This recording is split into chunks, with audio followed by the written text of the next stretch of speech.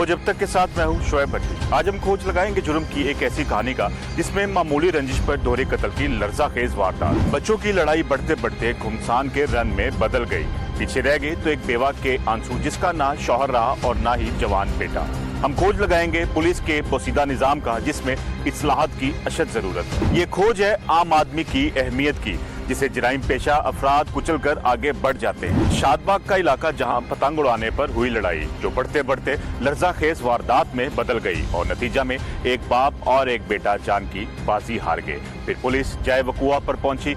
मुकदमा दर्ज करने के बाद लाशों को पोस्टमार्टम के लिए मुर्दाखाना मुंतकिल किया गया और बाकायदा तौर पर तफ्तीश का आगाज भी कर दिया गया। 27 अगस्त की शाम शादबाग में झुग्गियां मिटाने जंग बन गया और इसकी वजह एक बच्चे का खेतों में पतंग उड़ाना था। वहीं एक अक्ल के अंधे और इलाके के बदमाश अरशद को गुस्सा आ गया और बच्चों की आपस में पतंग उड़ाने पर होने वाली मामूली लड़ाई पर इसने बच्चों को तशद्दुद करना शुरू कर दिया और मौका पर मौजूद मोहल्लेदारों ने रोकने की कोशिश की लेकिन वो ना रुका। जिसके बाद मोहल्ले के मजीद नौजवानों ने इसे रोकने लगे लेकिन मुलजिम अरशद ना रुका। छोटे छोटे बच्चे सन ते लड़ाई हो गई है ते ਮੈਨੂੰ ਨਾ ਕਿਸੇ ਨੇ ਮੇਰੇ ਨਾ ਬਾਜੀ ਨੇ ਬੇਟਾ ਉਹਨੇ ਆਣ ਕੇ ਦੱਸਿਆ ਕਿ ਫੁੱਫੋ ਬਾਈ ਹੈਦਰ ਦੀ ਤੇ ਬਾਈ ਫਜ਼ਾਨ ਦੀ ਨੇ ਲੜਾਈ ਹੋ ਗਈ ਪਠਾਨਾਂ ਨਾਲ। ਤੇ ਟਾਈਮ ਸੀ ਮਸਲੇ ਕਿ ਇਤਵਾਰ ਦਾ ਦਿਨ ਸੀ ਤੇ ਬੱਚੇ ਖੇਲਦੇ ਪਏ ਸਨ। ਗੁੱਡੀ ਕੱਟ ਕੇ ਆਈ ਉਹ ਕਹਿੰਦੇ ਸਨ ਸਾਡੀ ਇਹ ਸਾਡੀ ਕਹਿੰਦੇ ਸਨ ਸਾਡੀ ਇਹ। ਉਹ ਬੱਚੇ ਨੇ ਘਰ ਜਾ ਕੇ ਦੱਸਿਆ ਤੇ ਉਹਨਾਂ ਵੱਡੇ ਵੱਡੇ ਜਿਹੜੇ ਸਨ ਬੰਦੇ ਮਸਲ ਕੇ ਆ ਗਏ ਨੇ। ਉਹਨਾਂ ਨੇ ਆਣ ਕੇ ਅਰਸਲਾਨ ਨੂੰ ਤੇ ਹੈਦਰ ਨੂੰ ਬੜਾ ਹੀ ਮਾਰਿਆ। ਉਹ ਮੈਨੂੰ ਪਤਾ ਲੱਗਾ ਤੇ ਮੈਂ ਨਾ ਗਈ ਆ, ਮੈਂ ਉਹਨਾਂ ਨੂੰ ਛੁਡਾ ਕੇ ਲੈ ਆਈ ਆ। ਤੇ ਉਸ ਤੋਂ ਬਾਅਦ ਫਿਰ ਕਿਸੇ ਨੂੰ ਕਿਹਾ ਕਿ ਭਾਈ ਸਾਹਿਬ ਉਹ ਸਾਡੇ ਕੋਲ ਹੀ ਰਹਿੰਦਾ ਤੇ ਕਹਿੰਦਾ ਇਹ ਮੇਰਾ ਵੱਡਾ ਬੇਟਾ ਗਿਆ ਸਨ ਉੱਥੇ ਆਪਣੇ ਡੇਰੇ ਤੇ ਸਨ, ਉਹਨਾਂ ਦਾ ਬੂ ਵੀ ਤੇ ਮੇਰਾ ਵੱਡਾ ਬੇਟਾ ਵੀ ਡੇਰੇ ਤੇ ਸਨ। ਉਹ ਪਤਾ नहीं किसी ने फ़ोन किया उन्होंने किस तरह ना भाई फजान ना उन्होंने हैदर नूं मारिया है। उस दिन वो बच्चों की लड़ाई हुई है, पतंग कट के आई है और मेरे कज़न को उन्होंने मारा है, मेरे भाई को भी मारा है। बड़े भाई को पता चला है तो वो जिसके डेरे पे रहते थे उसके पास गया सुलह के लिए कि हमारी सुलह करवाओ। ਬੱਚੇ ਸੀ ਸਾਡੇ ਮਸਾਇਆਂ ਦੇ, ਇਤਵਾਰ ਦਾ ਦਿਨ ਸੀ। ਉਹ ਕਿਤੇ ਲੜਦੇ ਪਏ ਸਨ। ਉਹ ਕਿਤੇ ਜਦੋਂ ਲੜਾਈ ਪਤਾ ਨਹੀਂ ਇੱਕ ਜਣੇ ਨੇ ਉਹਨਾਂ ਨੂੰ ਮਾਰਿਆ, ਦੋ ਨੂੰ ਮਾਰਿਆ। ਉਹਨਾਂ ਨੇ ਪਿੱਛੇ ਵੇਖਿਆ ਉਹ ਘਰ ਗਏ ਨੇ। ਉਹਨਾਂ ਨੂੰ ਕੋਈ 20-25 ਮੁੰਡੇ ਉਹਨਾਂ ਦੇ ਆ ਗਏ ਨੇ। ਕਿਸੇ ਨੇ ਬੇਲਚਾ ਫੜਿਆ, ਕਿਸੇ ਨੇ ਸੋਟੀ ਫੜੀ, ਕਿਸੇ ਨੇ ਕੀ ਫੜਿਆ ਬੱਚਿਆਂ ਨੂੰ ਕੁੱਟਣ ਵਾਸਤੇ। ਉਹ ਦੌੜੇ ਆਉਂਦੇ ਨੇ ਤੇ ਮੇਰਾ ਹੈਦਰ ਉਹ ਮਸਲ ਕੇ ਖੇਡਣ ਦੇ ਸੀ ਉਹ ਵੀ ਪਿੱਛੇ ਜਾ ਰਿਹਾ ਉਹਨਾਂ ਦੇ ਕਿ ਮੈਂ ਵੀ ਖੇਡ ਕੇ ਆਉਣਾ ਉਹਨਾਂ ਦੇ ਨਾਲ। ਉਹ ਜਦੋਂ ਹੈਦਰ ਮੇਰਾ ਗਿਆ ਨਾ ਕਿ ਉਦੋਂ ਬੱਚੇ ਉਹ ਜਿਹੜੇ ਸਾਡੇ ਬੱਚੇ ਸੀ ਨਾ ਸਾਡੀ ਬਲਾਦਰੀ ਦੇ ਸਾਡੇ ਮਸਾਈ ਸਨ ਉਹ ਬੱਚੇ ਦੌੜੇ ਆਉਂਦੇ ਨੇ। ਹੈਦਰ ਇਹਨਾਂ ਨੂੰ ਵੇਂਦਾ ਪਿਆ ਸੀ ਉਹ ਇਹ ਆ ਤੇ ਉਹਨਾਂ ਦੇ ਪਿੱਛੇ ਚੜੇ ਨੇ। ਕੀ ਹੋਇਆ ਹੈਦਰ ਉੱਥੇ ਖਲੋ ਗਿਆ ਤੇ ਕਹਿੰਦਾ ਕਿ ਨਾਲ ਲਈਦਾ। ਉਹ ਮਾਮਾ ਆਣ ਕੇ ਮੈਨੂੰ ਕੁੱਟਣ ਲੱਗ ਪਏ ਨੇ ਸਾਰੇ। ਕੋਈ 15-20 जने सन, हैदर कल्ला ही सी। ये वक़ूआ तकरीबन 1 साल पहले का है। ये बच्चों की लड़ाई हुई थी बम्मा जुगियाँ शादबाग का इलाका है। वहाँ बच्चों की लड़ाई पे पतंग पकड़ने पर लड़ाई हुई जिसमें डबल मर्डर, 2 बंदे बाप और बेटा कत्ल हुए थे। वो उनके कत्ल होने के बाद मुल्ज़मान फरार हो गए। लड़ाई बढ़ी तो अरशद और राशिद मोहल्ले के एक घर में घुस गए। इस पर घर वालों ने भी मजामत की और दोनों बदमाश कजन्स को थोड़ा सबक सिखाने की कोशिश भी की। यहीं से बदकिस्मत बाप बेटे की एंट्री होती है।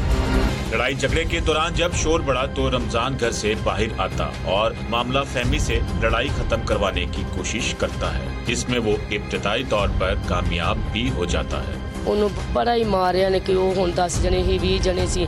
ਮੇਰਾ ਬੱਚਾ ਇੱਕ ਹੀ ਸੀ, ਇਕੱਲਾ ਹੀ ਸੀ। ਉਹ ਥੱਲੇ ਧੋਣ ਸੁੱਟ ਕੇ ਬਹਿ ਰਿਹਾ। ਉਹਨਾਂ ਬੜਾ ਹੀ ਮਾਰ ਕੇ ਉਹਨੂੰ ਸੁੱਟ ਦਿੱਤਾ ਹੈ, ਬੜਾ ਹੀ ਜ਼ਖਮੀ ਕੀਤਾ ਹੈ।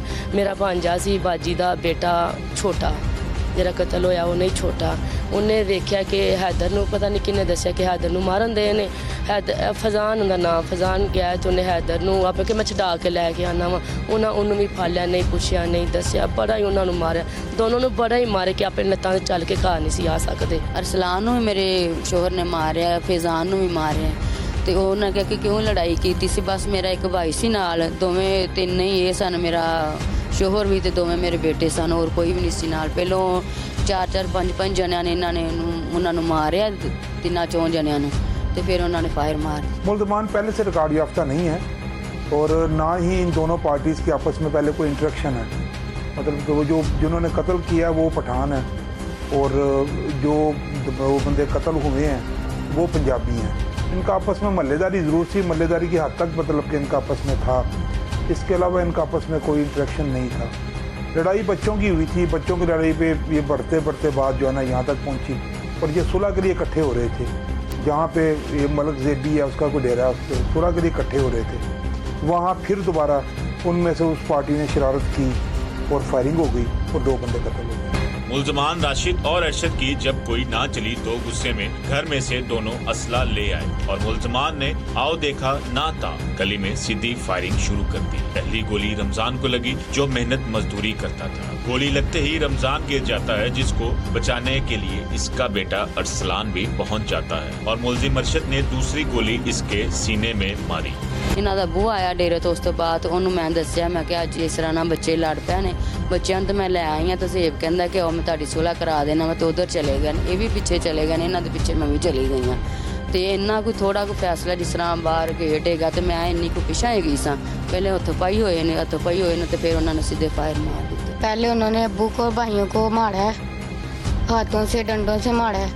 फिर बाद में उन्होंने कोई बात नहीं सुनी, उन्होंने फायर कर दिए और अब्बू और भाई उधर उनकी डेथ हो गई है।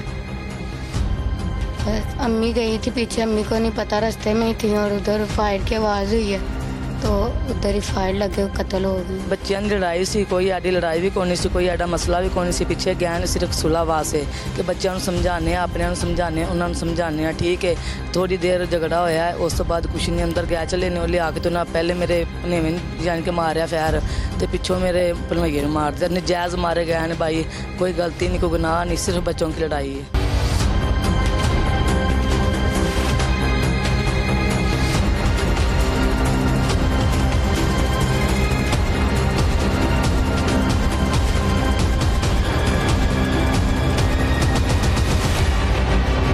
कातिल अंधाधुन फायरिंग से खून की होली खेलने के बाद बआसानी मौका से फरार हो गए। अरसलान दर हकीकत एक बहादुर इंसान था जो अपने वालिद को बचाते हुए जान की बाजी हार गया। रमजान गोली लगने के बाद जब गिरा तो अरसलान अपने वालिद के लिए ढाल बन गया और मुल्जमान की जानिब से चलाई जाने वाली तमाम गोलियां फिर अरसलान के जिस्म में पेवस्त होती रही और मुल्जमान तब तक फायरिंग करते रहे जब तक इनको यकीन नहीं हो गया कि दोनों जख्मी अफराद अब उठ नहीं सकते। मुल्जमान की फायरिंग से इलाके में खौफो हरास फैल गया। मुल्जमान के जाने के बाद रमजान और इसके बेटे अरसलान को अस्पताल पहुंचाया गया, लेकिन दोनों बाप बेटा जख्मों की ताब ना लाते हुए जान की बाजी हार गई। ਸਾਡੇ ਜਾਣ ਪਛਾਣ ਨਹੀਂ ਸਨ ਹੈਗੇ, ਅਸੀਂ ਨਹੀਂ ਸਨ ਉਹਨੂੰ ਜਾਣਦੇ ਤੇ ਉਹਨੂੰ ਪਤਾ, ਜ਼ੇਬ ਨੂੰ ਪਤਾ ਕਿ ਉਹਦੇ ਡੇਰੇ ਤੇ ਰਹਿੰਦੇ। ਸਾਡੇ ਨਹੀਂ ਕੋਈ ਮਸਲੇ ਕਿ ਪਤਾ ਹੀ ਨਹੀਂ ਸੀ ਸਾਨੂੰ ਕੌਣ ਨੇ ਤੇ ਕੌਣ ਨਹੀਂ, ਤੇ ਪਠਾਨ ਸਰ ਕਹਿੰਦੇ ਨੇ ਪਠਾਨ ਨੇ।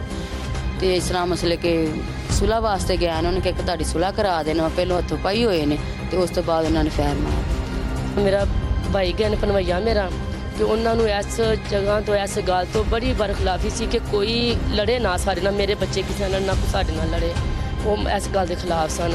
ਉਹ ਪਿੱਛੇ ਗਏ ਨੇ ਕਿ ਉਹਨਾਂ ਨੇ ਜਾ ਕੇ ਜਿਹੜਾ ਬੇਟਾ ਕਤਲ ਹੋਇਆ ਉਹਨੂੰ ਵੀ ਮਾਰਿਆ, ਜਿਹੜਾ ਛੋਟਾ ਹੈ ਉਹਨੂੰ ਵੀ ਮਾਰਿਆ ਕਿ ਤੁਸੀਂ ਮੇਰੇ ਪੁੱਛਣ ਤੋਂ ਬਗੈਰ ਕਿਉਂ ਆਏ। ਉਹਨੂੰ ਕਹਿੰਦਾ ਅੱਬੂ ਅਸੀਂ ਕਿਹੜੇ ਲੜਨ ਆਏ ਸਾਂ। ਉਹਨਾਂ ਫਜ਼ਾਨ ਨੂੰ ਹੈਦਰ ਨੂੰ ਇੰਨਾ ਮਾਰਿਆ ਤੇ ਮੈਂ ਕਿਹਾ ਮੈਂ ਪੁੱਛ ਕੇ ਆਣਾ ਵਾ ਕਿ ਭਾਈ ਜੇਬ ਤੂੰ ਮੇਰੇ ਨਾਲ ਚੱਲ। ਲੜਨ ਅਗਰ ਜਾਂਦੇ ਤੇ ਭਾਈ ਸਾਡੀ ਬੜੀ ਵੱਡੀ ਬਲਾਦਰੀ ਹੈ ਨਾ, ਅਸੀਂ ਸਾਰੇ ਨਾਲ ਲੈ ਕੇ ਜਾਣਾ ਸੀ। हुए के बाद पुलिस पहुंच गई। मुकदमा दर्ज होने के बाद पोस्टमार्टम भी करवा लिया गया। पुलिस ने इब्तदाई तफ्तीश का आगाज कर दिया। ताहम पुलिस ने 1 साल बाद जदीद टेक्नोलॉजी से एक मुलजिम को धर लिया। दूसरा मरकजी किरदार अरशद था जो सबसे ज्यादा खतरनाक और इलाके में बदनाम है, जो तहाल पुलिस की गिरफ्त में नहीं आ सका। मकतूल के अहले खाना का कहना है कि ये पूरी फैमिली क्रिमिनल है और अरशद इनका सरगना है। ये कब्जा ग्रुप है जिसके सामने जो भी आता है इसे गोलियों का निशाना बना देते हैं। हमारे जो हाई अप्स हैं उन्होंने मतलब कि हमें इस मुकदमे में स्पेशल टास्क दिया। उनकी प्रॉपर गाइडेंस से हमने इस मुकदमे का जो मेन मुलज़िम है अरशद, उसे गिरफ़्तार किया और गिरफ़्तार करके उसको हमने हवाला जुडिशल भिजवाया और अभी उसके खिलाफ वो चालान तैयार करके भेजेंगे ताकि उसको सख्त से सख्त सजा मिले। ਟਿਕੇਟ ਨੇ, ਉਹ ਚੋਰ ਨੇ, ਉਹ ਉਹਨਾਂ ਕੋਲੋਂ ਪਾਊਡਰ ਉਹਨਾਂ ਨੇ ਫੜਿਆ, ਪੁਲਿਸ ਵਾਲਿਆਂ ਨੇ ਇੰਨਾ ਸੋਨਾ ਫੜਿਆ, ਪੈਸੇ ਫੜੇ ਨੇ, ਉਹਨਾਂ ਮਾਲ ਡੰਗਰ ਫੜਿਆ ਨੇ, ਸਭ ਕੁਛ ਹੀ ਕੀਤਾ ਨੇ ਕਿ ਆਪਣੀ ਅੱਖਾਂ ਦੇ ਨਾਲ ਫੜ ਕੇ ਲੈ ਕੇ ਕਿ ਵਾਕਈ ਇਹ ਮੁਜਰਮ ਨੇ। ਸਾਡੇ ਆ ਜੰਗਲ ਦੇ ਵਿੱਚ ਮੋਟਰਸਾਈਕਲ ਖੋਹ ਲੈਂਦੇ, ਅਗਲੇ ਨੂੰ ਮਾਰ ਜਾਂਦੇ ਹਨ ਤੇ ਸਾਨੂੰ ਨਹੀਂ ਸੀ ਪਤਾ ਲੱਗਦਾ ਕਿ ਅਸੀਂ ਹਾਲੀ ਪਿੰਡ 'ਚ ਭਾਈ ਰਹਿੰਦੇ ਹਾਂ, ਸਾਨੂੰ ਨਹੀਂ ਪਤਾ ਲੱਗਦਾ ਕੌਣ, ਅਸੀਂ ਸ਼ਕਲਾਂ ਤੋਂ ਵੀ ਨਹੀਂ ਵਾਕਫ। ਅਸੀਂ ਤਾਂ ਤਸਵੀਰਾਂ ਵੇਖੀਆਂ ਨੇ, ਹਾਲੀ ਅਸੀਂ ਵੀ ਉਸੇ ਪਿੰਡ ਦੇ ਹੀ ਹਾਂ, ਸਾਡਾ ਥੋੜ੍ਹਾ ਥੋੜ੍ਹਾ ਹੀ ਫਰਕ ਹੈ। ਅਸੀਂ ਨਹੀਂ ਜਾਣਦੇ ਨਾ ਬੁੱਢੀਆਂ ਨੂੰ ਨਾ ਬੰਦਿਆਂ ਨੂੰ, ਕਿਸੇ ਨੂੰ ਅਸੀਂ ਨਹੀਂ ਜਾਣਦੇ ਤੇ ਅਸੀਂ ਇਹ ਕਹਿੰਦੇ ਕਿ ਭਾਈ ਉਹ ਮੁਜਰਮ ਨੇ, ਲਿਹਾਜ਼ਾ ਇੱਕ ਫਲੇਚਾ ਹੈ, ਦੂਜਾ ਵੀ ਫੜਨ ਤੇ ਉਹਨਾਂ ਜੋ ਸਜ਼ਾ ਮਸਲੇ ਨਜਾਇਜ਼ ਸਾਡੇ ਨਾਲ ਹੋਈ ਇਹਨਾਂ ਨਾਲ ਹੋਣੀ ਚਾਹੀਦੀ। खोज अब तक के मुताबिक मुतासरा फैमिली और मोहल्लेदारों ने पुलिस की कारकर्दगी पर सवाल उठाए। हैरत इस बात की है कि कत्ल के इश्तिहारी मुलजिम को 1 साल का अर्जा गुजरने के बावजूद भी पुलिस गिरफ्तार ना कर सकी, जबकि इससे भी हैरत की बात है कि मुतासरा फैमिली को मुलजिम अभी तक धमकियां देता है और इससे भी हैरानकुन बात है कि पुलिस तमाम तर वाक़े से लाइल्म है। मुल्ज़िमान को असल में हमने पकड़ने के लिए हर मुमकिन काविश की। हमारे अफसरान जो हैं उन्होंने मतलब इस चीज़ के लिए हमें स्पेशल टास्क दिया और ये वक्तन फ़वक्तन इसकी हम कोशिश करते हैं मुल्ज़िमान को पकड़ने की। मुल्ज़िमान यहाँ मौजूद नहीं थे, मुल्ज़िमान अपने आबाई इलाके स्वाबी में मौजूद थे। वहाँ भी हमने रेड किया, वहाँ से हमने इंफॉर्मेशन कलेक्ट करने के बाद फिर हमने इन बंदों को अरेस्ट किया और अरेस्ट करने के बाद फिर हमने इनको जेल में भिजवाया। मकतूल रमजान और इसके बेटे अरसलान के कत्ल से पूरा खानदान गम और सोग में डूबा हुआ है। मकतूल की वालदा गम से निढाल है, कहती हैं कि माँ को बेटे नहीं मिलते, दरिंदों ने इनसे इनका बेटा छीन लिया और अब मैं इसी उम्मीद में जिंदा हूँ कि जालिमों के साथ भी वही सलूक किया जाए जैसे उन्होंने इनके बेटे के साथ किया। मकतूल रमजान की बेटी और मकतूल अरसलान की बहन समेत तमाम रिश्तेदार भी यही ख्वाहिश है कि मुल्ज़िमान को जल्द से जल्द कैफरे किरदार तक पहुंचाया जाए ताकि ये दरिंदे मजीद किसी माँ की गोद को ना उजाड़ सके। वज़ीर आला पंजाब से अपील करती हूँ, मुझे इंसाफ चाहिए, मेरे बेटे का, मेरे आदमी का इंसाफ चाहिए। साडे नाल बहुत ज्यादती हुई, मेरा बेटा सी, बड़ा सी, मेरा आदमी सी, कुछ नहीं, उन्होंने कोई मसले गलती नहीं सी हैगी, इन्होंने फायर मार दिता दोनों ने। हमारी वज़ीर आला पंजाब से अपील है कि हमें इंसाफ चाहिए, जैसे हमारे साथ हुआ है उनके साथ भी वैसे ही हो। मकतूलैन के अहले खाना का वज़ीर आला पंजाब IG पंजाब से मुतालबा के मरकजी मुलजिम को फौरी कैफरे किरदार तक पहुंचाया जाए ताकि ये क्रिमिनल लोग मजीद दंदनाते हुए किसी माँ की गोद को ना उजाड़ दें। साफ चाहिए भाई बिलाल ने एक बंदा फड़ लिया, दूसरा भी फड़िया जाए।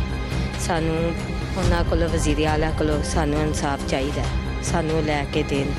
रह गई गल उन्होंने जिस तरह साढ़े रोंदे के ने ना साढ़े घर वेले किते ने उन्होंने भी होने चाहिए ने। भाई साढ़े घर का कख नहीं रह गया। मेरी नंद है वड्डी ते असी आम मजदूर हाँ ते मियाँ मेरा फालज का मरीज़ है, ना काम करन जोगा है ते ना देन जोगा है ते लेकिन गल है कि तुसी इंसाफ सानू लै दिओ। जिवें साडे रोंदे ने उवें उवें रो, उन्हें साडे घर वेला कर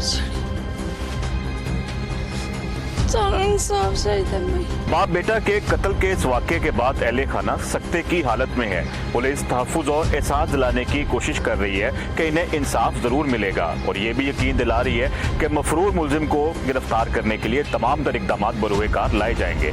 शोएब भट्टी और खोज अब तक टीम को इजाज़त दीजिए, फिर मिलेंगे नई कहानी और नई खोज के साथ।